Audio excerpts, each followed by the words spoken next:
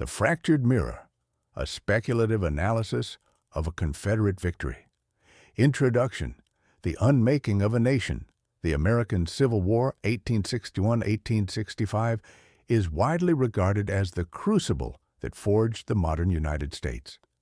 It was the moment the nation shifted from a plural noun, the United States are, to a singular one, the United States is.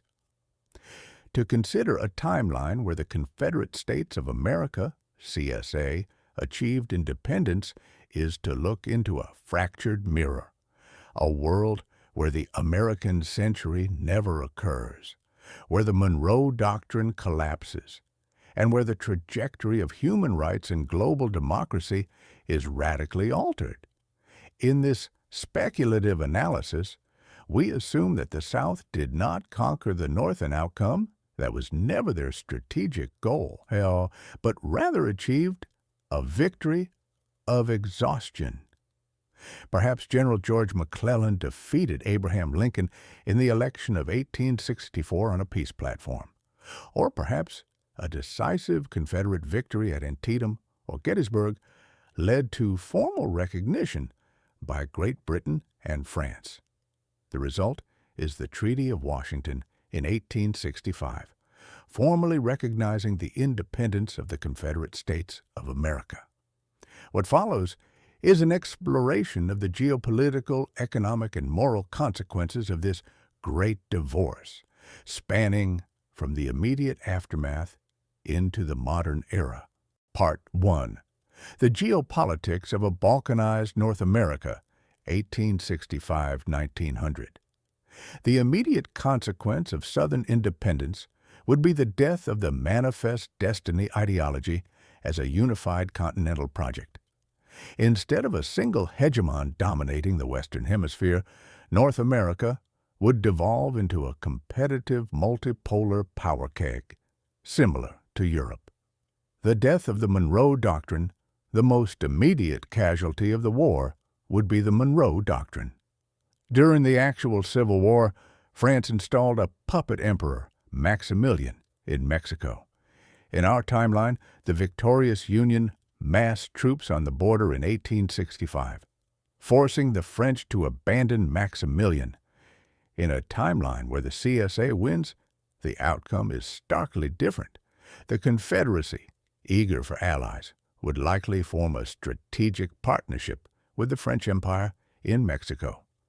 The CSA had ambitions for a Golden Circle, a slave-holding empire encompassing the southern U.S., Cuba, Mexico, and parts of Central America. Consequently, the French presence in Mexico would solidify. North America would thus contain three major competing powers: the industrial United States, USA, in the north, the agrarian Confederate States, CSA, in the south, and a French-dominated Mexico. The Union, the Prussia of the West defeat, would psychologically shatter the North.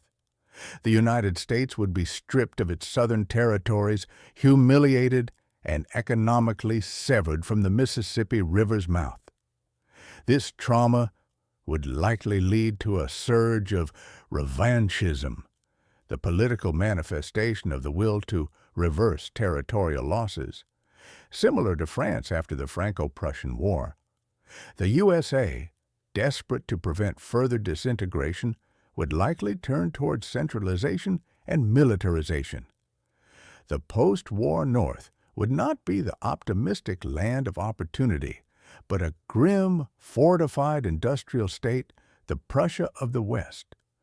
The Republican Party might collapse, replaced by hardline nationalists, or conversely, radical labor movements fueled by a disaffected working class. The Canadian border would become a flashpoint, as the USA, feeling encircled by the British in Canada and the Confederates in the South, might look north to expand, potentially leading to Anglo-American conflicts. The Confederacy, an aristocratic stagnation. While the North industrialized, the South would likely double down on its agrarian roots. Having vindicated their way of life, The planter aristocracy would see no need to modernize. The CSA would become a client state of Great Britain, trading cotton for manufactured goods, thereby killing any incentive to build their own factories. Politically, the CSA was founded on the principle of states' rights, a doctrine that makes governing a unified nation nearly impossible. Once the unifying threat of the Yankee invader was gone, the Confederacy would likely suffer from intense internal fracturing. Texas and Georgia, historically independent-minded, might threaten secession from Richmond just as they did from Washington. The CSA would be a loose, squabbling confederation, weak on the international stage and dependent on European protection. Part 2. The Evolution of Slavery and the Racial Caste, 1865–1940. The most harrowing aspect of a Confederate victory is the continuation of chattel slavery. In our timeline, the 13th Amendment ended slavery in 1865. In this alternate timeline, the peculiar institution survives. However, it is unlikely that chattel slavery, in its 1860 form, would survive indefinitely into the 20th century. Economic and global pressures would force a transition. The transition to serfdom. By the late 19th century, the mechanization of agriculture, tractors, cotton harvesters, would render the massive manpower of chattel slavery less economically efficient. Furthermore, the CSA's primary allies, Britain and France, had already abolished slavery and would face immense domestic pressure to stop trading with a slave power. To appease their European patrons while maintaining white supremacy, the CSA would likely transition from chattel slavery to a rigid state-enforced serfdom or an apartheid system, likely around the turn of the 20th century. The legal terminology might change. Slaves might become indentured permanent workers, but the reality of total control, lack of suffrage, and restriction of movement would remain. The CSA would become a pariah state in the eyes of liberal democracies, but a necessary evil for global textile markets. The Great Migration that never was. In our timeline, millions of African Americans moved north for jobs and relative freedom during the 20th century. In a timeline with a sovereign CSA, the border would be a militarized zone. The Mason-Dixon Wall would be a reality. The USA, harboring bitterness and racism of its own, which was prevalent in the North even in reality, might severely restrict immigration from the CSA. Fearing an influx of refugees would depress wages. Consequently, the African American population would remain trapped in the South, creating a demographic pressure cooker that would eventually threaten the very existence of the Confederate state. Part 3. The Great Wars. In a divided America. The 20th century was defined by 2 world wars. A divided America fundamentally changes the calculus of these conflicts. The United States in our timeline served as the arsenal of democracy. In this timeline, the arsenal is divided and pointed at itself. World War I, the Trench War of Ohio. When war breaks out in Europe in 1914, the alliance systems would drag North America into the conflict. The alignments. The CSA, economically dependent on Britain and France for cotton exports, would align with the Allies, Entente. The USA, historically anti-British and fueled by German immigrants in the Midwest, would likely align with the Central Powers, Germany. The conflict. Instead of American troops shipping out to France in 1917, the war would begin in 1914 on the North American continent. We would see trench warfare not just in Flanders, but stretching across northern Virginia, Kentucky, and the Ohio River Valley. The outcome, This scenario is famously explored in Harry Turtledove's Southern Victory series, and the logic holds up. A two-front war for the British, defending Canada and fighting in Europe, and a distracted USA could lead to a Central Powers victory. Germany might win WWI, leading to a world dominated by German hegemony rather than American. World War II, the darkest timeline. If the Central Powers win WWI or if the war ends in a stalemate, the 20th century turns darker. Fascism might not rise in Germany, but it could easily rise in the defeated United States or the economically backward Confederacy. Imagine a revanchist USA, humiliated in two wars, turning to a homegrown fascist dictator who promises to retake the South and unify the continent. Or imagine a Confederacy, terrified of slave rebellions and communist uprisings, adopting a Nazi-like racial ideology to maintain order. Without a unified U.S. to intervene, the Holocaust in Europe might run its course unchecked. Imperial Japan would have free reign in the Pacific, as the USA would be too consumed with guarding its southern border to project power into Asia. The American century is replaced by a century of fragmented regional conflicts and the triumph of authoritarianism. Part L4, Economics and Culture. The economic divergence. The North, forced to compete without Southern resources, the North would become hyper-efficient. It would likely rely heavily on trade with Germany and Russia. Culturally, it would be more Germanic, more regimented, and more secular. The South would suffer the resource curse. Much like oil-rich nations today that rely on a single commodity, the South would fail to diversify. Wealth would be concentrated in the hands of a few thousand plantation families, while the white underclass remained poor and uneducated. By the 1950s, the CSA would likely resemble a banana republic or pre-revolutionary Russia. A wealthy aristocracy sitting on top of a powder keg of poverty and racial tension. Cultural impact, jazz and blues. These art forms were born out of the specific pain and movement of African Americans in the unified U.S. In a CSA where black culture is brutally suppressed and isolated, the development of modern music as we know it, jazz, rock and roll, hip-hop might be strangled in the cradle or develop underground, never reaching a global audience. Literature. American literature would be bifurcated. Northern writers would produce gritty, cynical realism about industrial despair. Southern writers might continue the lost cause romanticism or eventually produce a Solzhenitsyn-like dissident literature exposing the horrors of the regime. Part 5. The Modern Era, 1980, 2025. How does this timeline reach the present day? The collapse of the Confederacy. It is difficult to imagine the Confederacy surviving into the 21st century intact. The internal contradictions are too strong. Demographics. In many southern states, the enslaved or oppressed black population outnumbered whites. With the rise of global communication, radio, TV, the information blockade would fail. Uprisings would be inevitable.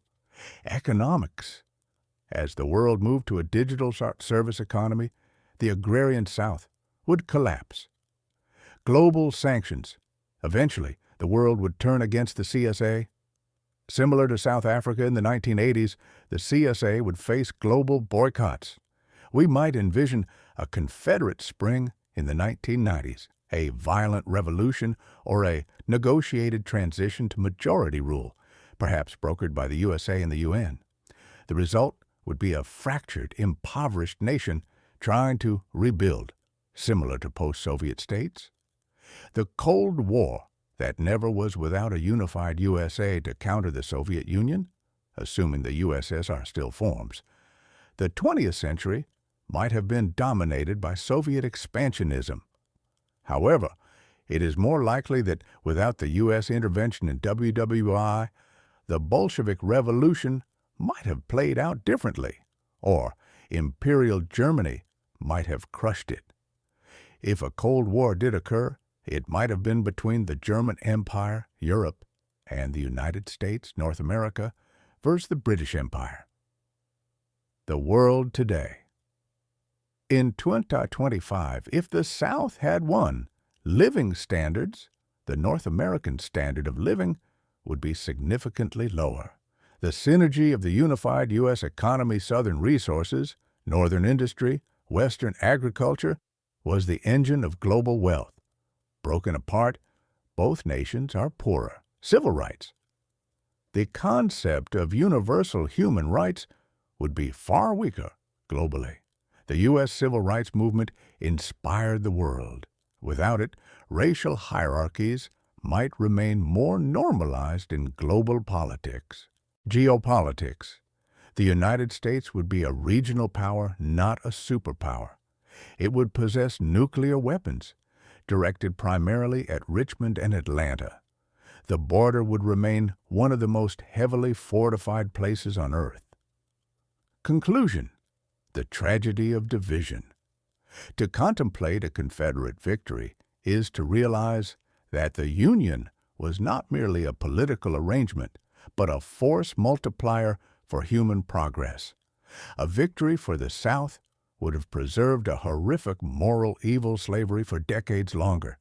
But beyond that, it would have arrested the development of the liberal world order. The United States, for all its faults, served as a counterweight to European imperialism and later totalitarianism. A divided America leaves a vacuum that would have been filled by darker forces. The South might have won its independence, but in doing so, it would have condemned itself to economic stagnation and moral rot, while condemning the North to a hardened, bitter militarism. In this timeline, the land of the free is a fragmented memory replaced by two jealous nations eyeing each other across a wall, while the world burns around them. Thoughts on the narrative structure. The essay above attempts to synthesize military history, economics, and sociology. Here is the reasoning behind the specific narrative choices made in the text. 1. The Balkanization argument. Many people assume that if the South won, the North and South would simply be two friendly neighbors like the USA and Canada. This is highly unlikely. The bitterness of the war, the dispute over the Western territories, and the fugitive slave issues would make them bitter enemies. This mirrors the relationship between India and Pakistan, two nations born from a single entity that remain in a state of cold and sometimes hot war. This perpetual conflict stifles the economic potential of both. 2. The WWI alignment, the Southern victory theory. This is the most critical geopolitical divergence. In our timeline, the U.S. saved Britain and France in both world wars. In a timeline where Britain helped the South divide the Union, the North would never forgive London. The U.S. would naturally gravitate toward Germany. This means the 20th century is not defined by the West, U.S., U.K., France, versus the rest, but by a fracture within the West itself. This likely prevents the defeat of Germany in WWI, changing the entire history of Nazism and the Soviet Union. 3. The inevitability of Confederate decline. It is important not to romanticize the CSA's survival. The Confederacy was built on a pre-industrial economic model. History shows that societies relying on coerced labor eventually fall behind societies that embrace free labor and innovation. The CSA would have become a resource colony for Europe, exporting cotton and importing machines, never developing its own middle class. The eventual collapse of this system is historically inevitable, but the human cost to get there would be staggering. 4. The moral vacuum. The most profound loss in this timeline is the loss of the American moral ideal. While the U.S. has often failed to live up to its ideals, the existence of a superpower founded on the premise that all men are created equal exerted a gravitational pull on the world. If that experiment fails in 1865, the argument for democracy is weakened. Monarchies and authoritarian regimes would argue that democracy leads to chaos and secession, validating their own forms of government. Final reflection. The victory of the Union was not preordained, but its necessity is clear when viewed through the lens of what could have been.